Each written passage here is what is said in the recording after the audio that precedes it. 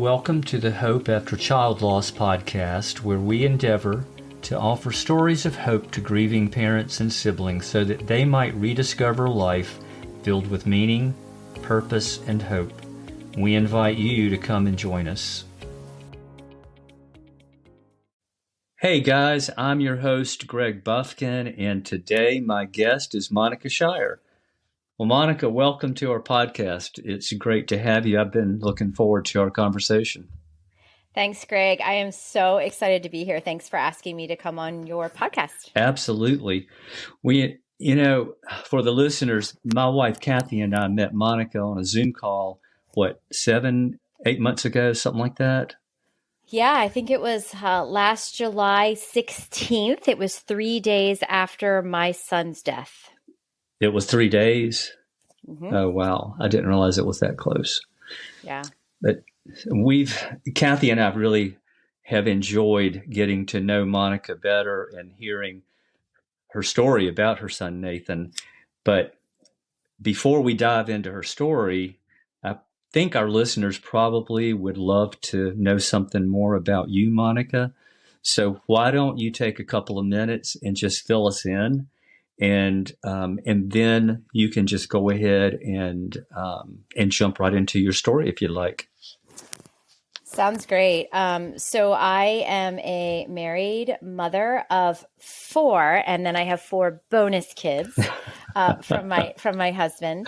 And we live on a farm in Elkton, Maryland, with 250 animals, a lot of chickens, but we also have cows and pigs and goats.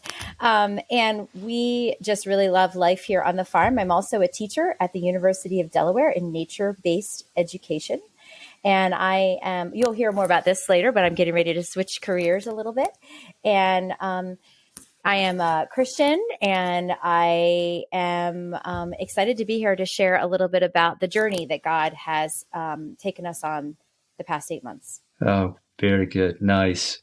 So why don't you just take us back as far as you'd like to, Monica, and just tell us about your story, wherever you would like for that to begin, and your story with Nathan. Okay, well, just a little bit about Nathan before I start the sad part of the story. Yeah. Nathan was a really amazing kid. He was so kind and hilarious, really smart. He got one wrong on his SATs. Oh, wow. He was a pilot even before he could drive. He started pilot training when he was 13. And he played 5 instruments. He was the president of his class at the United States Coast Guard Academy. He was on the sailing team. He was on the drill team. I mean, he was just an amazing kid. He dreamed of building a family, earning a PhD, and becoming an astronaut, and he was well on his way to do that. His future was so bright, and we were all so happy for him. Everything seemed perfect. And then COVID hit, and it was really rough. At the Coast Guard Academy, they handled it as well as anyone could. Nobody knew how to handle it. He went back to school that fall of 2020. He had to stay in his room a lot. And the stress of staying in his room was likened to a minimum security prison. And he was just such a good kid. It was so hard for him to handle. He became profoundly depressed. He sought mental health treatment, but he still struggled. We all agreed that he should take some time and come home and take time off. They wanted to put him on medication for his depression, but he knew that if he did that, he'd lose his pilot's license, and he didn't want to do that. Oh, gosh. Yeah. So he applied to the University of Delaware, where I teach, in mechanical engineering. He got in, but he wanted to take the year to travel, and we fully supported that. He had his car, he'd saved money, and he lived so much during his last year. He saved money, decided to travel to Arizona, to Moab, Utah. He rappelled off of mountains, ran ultra marathons. He came home, and then he decided, I'm going to go to outer Mongolia in sub-zero temperatures. And we were really worried and scared and tried to make him stop. Oh my gosh. Yeah, I thought about burning his passport, but I didn't. So I have to ask, why Outer Mongolia of all places on the planet? So he was searching for purpose, and he found out about this reindeer herding tribe in Outer Mongolia, right next to Russia, who was totally cut off from civilization. Oh, wow. And he wanted to find them in the middle of winter in sub-zero temperatures. So he did that. He walked across Outer Mongolia in sub-zero temperatures.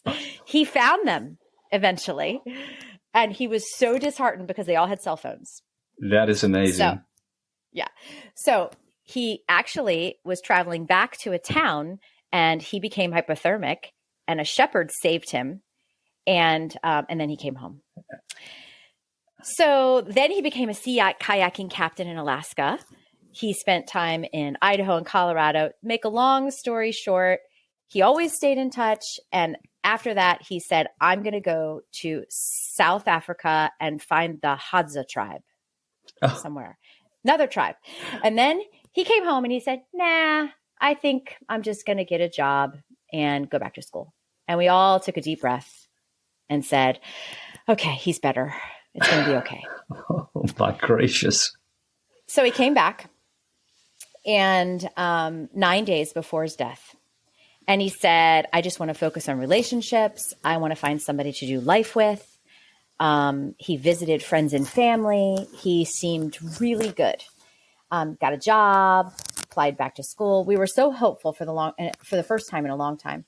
And I asked him, are you still depressed? And he said, no, I'm good. I'm at peace. And he hugged me, and I cried, and I just told him I was still afraid for him. And he said, Mom, this just comes from fear. Don't give in to fear. Have peace. And one of the last things he said was, don't worry, Mom, I am getting right with God. That was a gift. Yeah. And I said, that's good, because he loves you. And I will forever cherish that visit. And he hugged me so tight. He said, can I hug you? I said, of course. And the last thing I said to him in person was, I'm glad you're wearing your seatbelt. That's what a mom would say. Yeah, I had a video of it on my Zoom camera. My Ring camera. I'm glad you're wearing your seatbelt. Love you. So the day before he died, we were texting. He was going to come over to the farm and hang out, but he didn't come over. And he did text me that night, so I wasn't worried. I was ridiculously the next day just staining lawn furniture. And I found out that morning he was Googling on his phone what happens to your bank accounts when you die.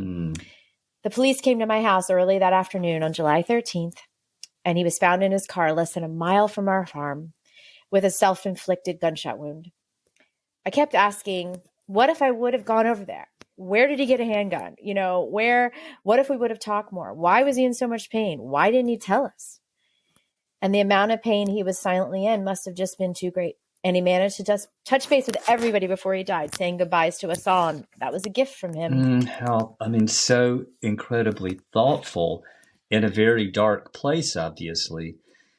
Yeah. I still can't believe he did that. Well, I don't know if I would have done that.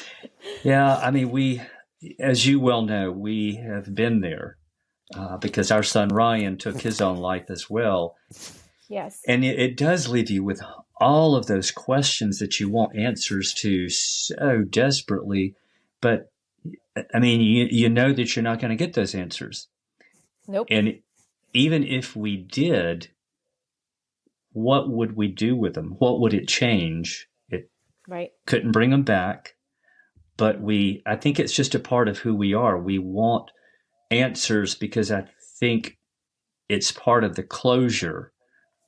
It is, and it's a part of processing, and it's a part of the grief, which we'll talk about, which I studied in college. I have a master's in counseling, but I didn't get grief until I went through it. I didn't really get it. Yeah, I think there's a disconnect with the average person who has never walked through a fire like this or gone into a deep hole like losing a child is. It's almost impossible to describe it in language. I agree. That's why we refer to it all the time as an unspeakable loss. And then when you add the layer, in your case and in ours, of suicide. And I would lump into that homicide or a drug overdose, because those are things. Which is like a suicide, yeah. Yeah, in some ways, exactly. You don't see it coming. A lot of times there are no warning signs.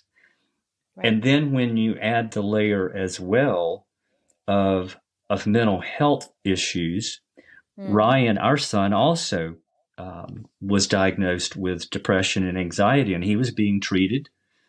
But even with all of those factors, it's still the result was still the same. Right. But, so what if, and who knows? Right. Exactly. But we want to somehow wrap our heads around why. Right. And not that it would change it, but it would help to understand. Exactly. Well, that actually brings me to the next part of my story, because then I did understand. Because in the days and months after his death, I sunk into a deep depression. Yeah. Doing everyday tasks was hard. Breathing was hard. I remember just laboriously breathing. Existing was hard. And I spent 3 entire months just crying all day, every day. I read 22 books. I was a part of 3 grief groups. I was in therapy twice a week. I watched videos about grief, and nothing was helping. Yeah. And it was the deepest pain I've ever experienced. And I tried to go back to work after 9 weeks, and I became suicidal. And I had never had a suicidal thought in my life. And the way my doctor explained it to me was, your brain has run out of serotonin. You're using it all just to try to be okay. And you have a huge deficiency. And this is your brain's way of saying, I'm done. And then I understood, and not that I would wish that on anyone, but I understood what he went through for just a couple of days, because I got help immediately. And I told my husband immediately, and we went to the hospital, and I got on the medication that I needed to get on. And within 2 days, I didn't have those thoughts anymore, and haven't had any since. Well, to your credit, I applaud you for doing that. So many people, I think, resist going on antidepressant medications. They think that they should be able to be strong enough to plow through it, or that they should be able to. I didn't have a choice.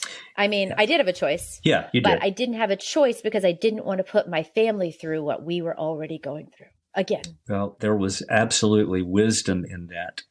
I was, a few months after we lost Ryan, I was diagnosed with clinical depression as well. And I went on an antidepressant as well. And it did help. Absolutely. Yeah. It was amazing.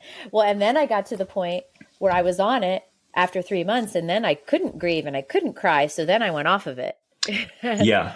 I'm fine now, but I needed it at that point. And people need to understand, just like you need medication for diabetes or anything, you need it if you're depressed sometimes. Of course. Of course. Your brain is an organ, just like your kidneys or your liver or your lungs. Right.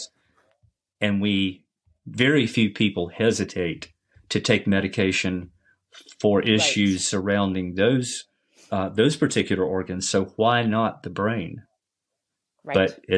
And I was doing everything right. I was going to the gym. I was in therapy groups. I was, sleeping. I was doing everything and I was eating well, but it's still, I needed it. Hey, when the chemicals go awry, you have to address that specifically, because all of those things you were doing while they were good and otherwise would have probably been helpful and beneficial, when the chemical is in such a deficient state, sometimes it does take intervention. So there was wisdom in you doing that. But interesting that the comment that you made, it allowed you for a short period of time to go where you knew or you suspected that Nathan had been. And he had been there for a year and a half, because I talked to a friend that we didn't know after he died on his Facebook page. And he had confided in one person that I know of that he had been suicidal for a year and a half. And I can't even imagine having sustained that. So he has more strength than I had. Wow. Yeah. I imagine that was a deer in the headlights moment for you. It was. Oh, gosh. I'm so sorry that that he had to go through that long battle. And I'm sorry that it put you there as well. But, at this place in your life, 8, 9 months later, you are able now to empathize with people who I were am. there. I mean, it's one thing to sympathize, but you can literally empathize with them now. And Yep. that 100%. changes things, doesn't it? Yes. And I would not change it because it allowed me to understand and help other people in a way that I would not have been able to. Yeah, it is interesting how God sometimes will allow us to go to those places because he knows that he can take those things. He knows that who he can trust those things with, and he can then use that for good, not only in our life, but in somebody else's life as well. Yeah. But you have to be willing to do that. And I'm glad because I know, and we'll touch on it in a few minutes, the things that you're doing today, just a Yeah. few months later. Yes. And I want to go back to something that you said a few minutes ago as well. Very few of us prior to experiencing something like this even want to talk about grief. I mean, it's just not on most people's radar at a real deep personal level. We hear about it with other people. We know that, I mean, we probably all know somebody who's lost a child. Mm-hmm. But until it happens to you, you only have a theoretical understanding of it, as it were. And even as a Christian, we know what God says about grief in Scripture. Yes. But until you've lived it, it's still a concept that's at a distance, and it's not very personal. So when you lose a child, it's an incredibly traumatic experience. Like, I think no other. If there is anything more traumatic than that, I don't know. I don't want to know what it is. No, we'd be losing 2 children. Yeah. I mean, I can't imagine. Yeah. Yeah. So what are some things that you wish from having been there, and you're still on that journey and probably always will be at some level? What are some things that you wish that people better understood about this kind of grief? So I think that, it's different because, I had a miscarriage before Nathan, and I had a stillborn child before Nathan. And it was nothing like this kind of grief. I mean, it was terribly sad, but I think that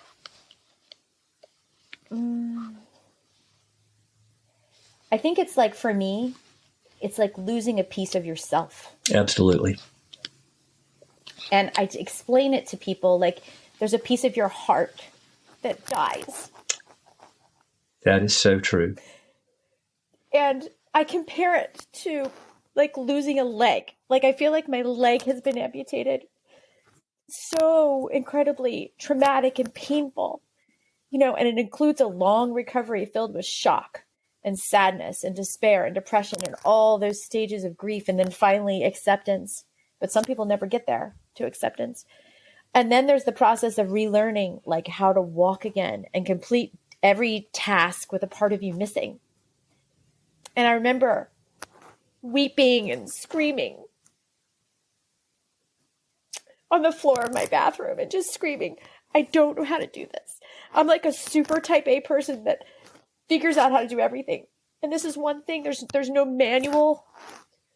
There's nothing that prepares you for something like this. Yeah, we don't come built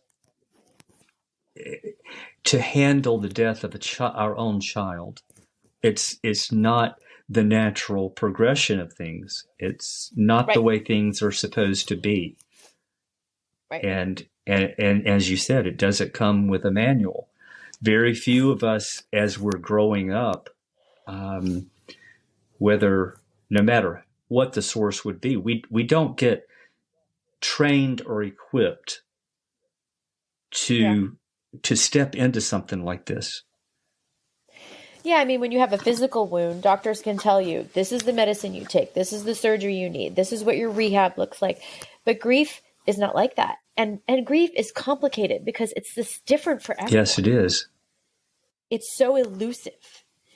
And, but at the end of that grief for me, and I'll always be sad, right? But, I've recovered from my grief.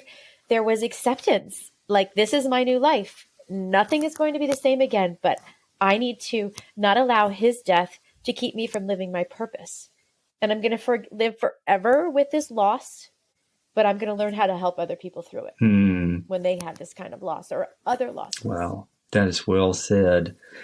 Going back to something you said a moment ago, I think if somebody's listening today who is where you are now, or even in a fresher stage of grief, and you're at a place where you feel like you're just not able to move forward, there is a condition known as prolonged grief disorder, and it actually is now in the DSM-5, which is the psychiatry handbook for diagnosis. I've got it right here. How about that? Yes, you do. And it's interesting, that was just added last year as a mental health condition. It's a diagnosable condition, and so with that goes information about the treatment of it. But it usually happens when someone is unable to make that transition from a focus on the child's death to a focus on their life, and to be able to celebrate their life again. So I'm glad that you touched on that. And if you're listening today and you find yourself at that place, just know that there is help. And I would encourage you, and I'm sure Monica would as well, to see a counselor or to talk to your family physician and see if maybe they can help you at the beginning with even if it's an antidepressant, or suggesting a connection with a counselor. Right. And, I've been in quite a few grief groups, and there were people in there 5, 10, 20 or more years longer with prolonged grief, and so stuck. Yeah. And I knew I didn't want to be stuck, and I want to help people who are stuck. And the beautiful thing about grief is if you let yourself feel it, and you don't numb it, and a lot of people numb it with food or alcohol or spending or, working. If you don't numb it, you will get to the other side, like you said, of that celebration. And now when I see his picture and I remember things, I smile. Sometimes I cry, but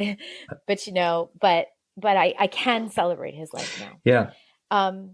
Yeah. And I think Davy Blackburn.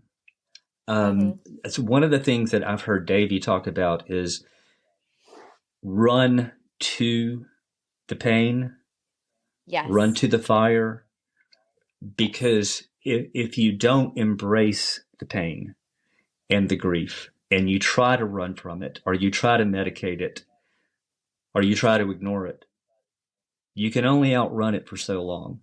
Eventually, it will find you. And it will be more difficult the longer it takes to embrace it, and it's sort of like ripping off a Band-Aid in some respects. You've got to do it. And if you will let him, God will walk with you through that process. He said that he would, and he does. We know that up close and personal, just like you do. Yep. And I did that. And it took me, I would say, a good 6 months. Sure. I mean, I was back at work after 14 weeks, and I was fine at work. But a good 6 months not to cry myself to sleep. And then around 8 months, 2 weeks ago, I just started seeing his picture and smiling for the first time. It used to be hard to see his picture, but I made myself. They're all over the house, But yeah, it's really important to do that. And it's important. I decided to use my greatest loss as a catalyst to give birth to my greatest purpose. to honor my son. And that, I'm sure that Nathan from heaven sees exactly what you're doing, Monica. And I know he is he's doing so fine. proud of his mom. And he's great. Just like he and great. Ryan may have actually met. I hope they did too, because they're probably quite entertaining. Yeah. And the night that my son died, I knew. I mean, I had a moment of clarity. I cry all the time. It's okay. a moment of clarity that I needed to spend the rest of my life helping people with mental illness and emotional struggles. And that's what I'm getting ready to do. Tell us about that. So I have been a teacher for a long time, 23 years. And I teach student teachers right now at the University of Delaware as a nature-based educator. And I have a master's degree in counseling. And I am, actually today, I was doing some training to transition this June into full-time ecotherapy. And most people say, what is ecotherapy? Yeah. And, do tell us about that. So I have a doctoral degree studying nature-based education. And through my dissertation, I learned so much about the benefits of nature. God created nature for us to heal us. And so much of being out in nature and being in the soil heals your body physically, but also mentally and emotionally. And so anyway, I'm going to be partnering with God through nature to do therapy with people with and in and through nature. So I'm so excited, beyond excited to do that. And grief is such a hard journey, but God promises that there's beauty for ashes, and I think this is a part of it. And just creating this beautiful thing out of something so horrible. Absolutely. Wow. I will be very interested to follow the progress that you're going to be going through for this. Yeah. So how far away are you from being able to kick this off? Well, I actually start on Monday with my first patients. Well, my first clients, part-time. And then I'll be part-time and mid to end of June, I'll be full-time doing ecotherapy, which is only 3.5 days a week, which I'm choosing to do because I want to be on my farm as well. Wow, that is so incredibly interesting. How would people that are listening right now find out more about that? Not only just about the ecotherapy, Sure. but if they wanted to get in touch with you specifically, what should they do? For therapy, you mean, or just in touch with me? Sure. So you can go to Resilient Kids, Resilient Children and Families in Middletown, Delaware. And I think you're going to put it in the link, right? You're going to put some information underneath the podcast. And then they can actually request an appointment with me on there. We do have like 300 people on our waiting list. So wow. We would have to be pretty fast. But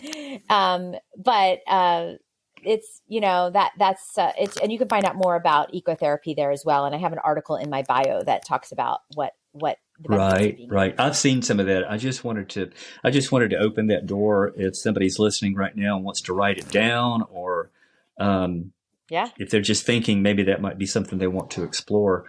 Tell us also about the online group that you're doing right now through a Zoom call. Right. So I like I said earlier, I noticed that there were just so many people stuck in their grief, and I wanted to help people get through that grief. And actually, your wife is a guest speaker what I hear. In our meeting this coming Saturday. So each week for 6 weeks, we're going to have guest speakers and your different topics each week. So your wife is going to speak on exchanging ashes for beauty. And so each week we talk about a different piece of grief, and really gives people encouragement to say, this person has been through something tragic and I have too. And if they can do it, I can do it. So we really want to encourage people and give them some tools for self-care and getting through their grief and recovering from their grief. And I know a lot of people talk about how you always have grief, and you do. You always have some sadness, but I personally have really recovered from my Or grief. from the acute stages So of it. from the acute stages of Right. grief. Yeah. It will always be Yeah, sad. absolutely. So how do if somebody's interested, how would they go about finding out what they could do to be a part of a group like that, Monica? Or are you currently full? Well, we were full, but some people decided it or couldn't attend because of kids things going on. So yeah, so they could email me at shire, shire.monica@gmail.com. And I could give them the information and they can join our group this coming Saturday and 5 Saturdays Oh, after cool. that. Now, is this going to be something At at 6 6 o'clock? Is that going to be something that's ongoing, or have you decided that yet? I haven't Okay. decided that yet, but yeah, I haven't decided, but definitely that's definitely a possibility. Oh, wow. Well, you have got an awful lot going on. Yeah. We also have you heard of 1in7B? I think You I sent you sent the me link the about link. Why that. don't you tell us about that? So 1in7B is where we requested that all of the donations in Nathan's honor be sent. And it's actually a nonprofit foundation at our church. And they serve the homeless community. And my son had a real heart for the homeless Oh, community. wow.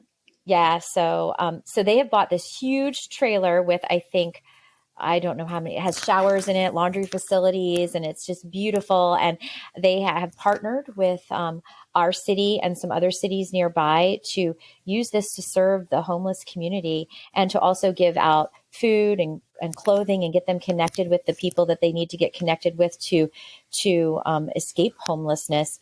And so anyway, on the back of this, it says it was dedicated to my son, and has all the names of all the donors that helped to make it possible. So we're very thankful for that. Oh, gosh, that is so great. You know, what I see here is the reality of that scripture, Romans 8:28, you know, where it tells us that God works all things together for good for those who love him. Yes. And when you lose your child, I'm sure that you would probably agree that you can't possibly see anything good coming of that. And Yes. particularly those early days and weeks and even Yes. months. But isn't it amazing how God uses something so, from a human perspective, tragic, Yes. and brings the kind of good out of it, not only in your own life, but now in the lives of other people that you're able to speak, whose lives you're able to speak into because you've been there, not because of your training, but because you have been living it for the last 8 months or so. Most definitely. I remember the morning after he died, I have a picture that an 8-year-old drew of Jesus on my wall, and I pointed at Jesus and I said, "I am so mad at you right now." Very common response. And I said, "How can anything good come of this?" And he showed you. I never would have imagined. We felt exactly the same way, Monica. And like you, we have seen so many lives touched by Ryan's life after he left here and went to heaven than probably when he was here. And like Nathan, our boys are more alive now in the presence of Jesus than they were when they lived here. And like you, we are so very thankful that our boys came into a relationship with him when they were young. Yes. But, you know, I was very angry with God because I was like, I prayed for him every day of his whole life. And, you know, this is not the plan. And it was like I had this silent deal with God that said that everything was always going to be rosy and wonderful and all my kids were going to be fine. And it was so hard to understand how God could allow it, you know, but we need to trust and we need to hold on to God. And I would have to say that my relationship with my family, my husband, my children and with God are all better because of this. I would never wish it on anyone or would never want it to happen to anyone, but God has used it for good and continues to use it for good. I do understand that because we've seen that in our lives and in our relationships as well. And you would never think that. You would never want, you would think that, boy, I wish there was another way that could have happened. But, Yes. But it is the good that God works in all things in his children's lives. Yes. So I'm so very thankful to see where you are today. How are your other children and your husband doing? My husband is the rock of our family. He was and is so strong through all of this. And my kids are good. They're in therapy. Good. And we have two new grandbabies. Congratulations. And it's just it has been, and I'm closer to my siblings. So it's just so important to talk about Nathan and to talk about mental illness and to speak up against the stigma against this, so that people will receive the treatment that they need to get. Absolutely. And it needs to be a very big part of my life. Yeah, I'm so glad that you said that, because there is this for some reason this odd stigma that shouldn't be. Yeah, like you're crazy. Exactly. And it's not what it is at all. But a normalized mental health system will help more people get access and the right care at the right time and spare another family from a tragic loss like this. And I tell anybody who will listen, about that. And so that's my life's mission. Is to just help people to be okay. And so we're on the farm here. We also have, this. We have nature-based Airbnbs that are Mongolian yurts. And so that people can come here. We get so many people from the city. They're like, I'm so stressed out in my job. I just need a break. Wow, and so that's they come awesome. here for vitamin nature to get away and to really restore some of their peace and mental health. And we have a farm store that we're opening. So, and we grow food that is organic and steroid free, and just so that people can physically be healthy, and community events as well here on the farm, so that people can just get out in nature and get off the screens. Oh, wow. That is so great. We're on a screen right now. But that is so awesome what you guys are doing. Yeah. We're excited. I'll bet you are. Well, I'm going to touch on one thing before we go that you brought up a minute ago, because I think it's so important. One of the things that parents who have lost a child fear is that people will forget their child. Yeah. And therefore, I think like most parents who have been through this, it's sort of backwards in the way that other people looking in from the outside think about it. I think so often they're afraid that if they mention our child's name, that it's going to hurt, that somehow it's going to make the grief or the pain worse. But what they don't understand is that one of the sweetest things that a grieving parent can hear is the name of their child spoken by somebody else. And so if you're listening and you haven't lost a child, but somebody you know has, take the risk and ask about their child. If it's too sensitive at the moment, they'll let you know. But ask about their child. And when a little time goes by, maybe ask about a favorite story, a favorite vacation, something that shifts that parent's attention to the life and the celebration of that child's life. Wouldn't you agree with that? 100%. Some of the greatest gifts I've received are stories that I didn't know about him, things that he did. And I agree that it isn't a fear of mine anymore, but it Sure. was. And I talk about him Yep. all the time. I'm like, oh, my son loved that. Oh, Nathan, I bring him up all the time, just like I normally would had he been Absolutely. here. Absolutely. Yeah. Ryan is a topic of conversation in some way, shape, or form in our home and when we're with friends, as if he were here with us right now. So I completely get Yes. that. Well, Monica, it has been such a great pleasure to have you on our show today. We're so glad that you could carve time out of your schedule. Well, I was just trimming, goat hooves. So great therapy, right? Yes, I am so thankful to be here. So thankful that you have started this and ministered to people, because you were a big part of my ministry, and you gave me hope right after my son's death that I was going to be okay. I remember being on FaceTime with you, and I said, how long is it going to take until I can function I remember again? that question. And you said, I don't know, it's different for everyone, but for me, it was about 8 weeks. Wow. And I hung on to that, and it wasn't 8 weeks for me, but it gave me hope that I was going to be able to function again and be okay. And to anybody who's listening, you will be okay.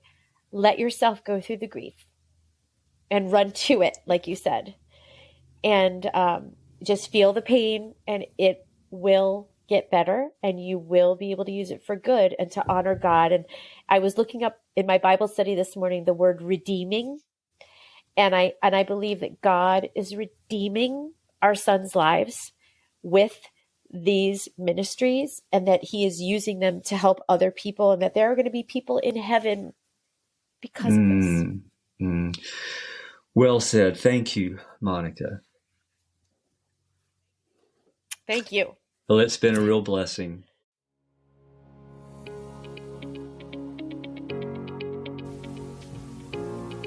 If you find our podcast meaningful, we invite you to follow us so that you can automatically receive the latest episodes.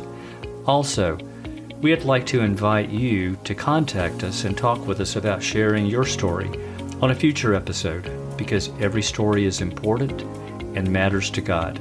Please reach out via email at hope@emptychairendeavor.com. That's hope@emptychairendeavor.com. And as always, thank you so much for listening.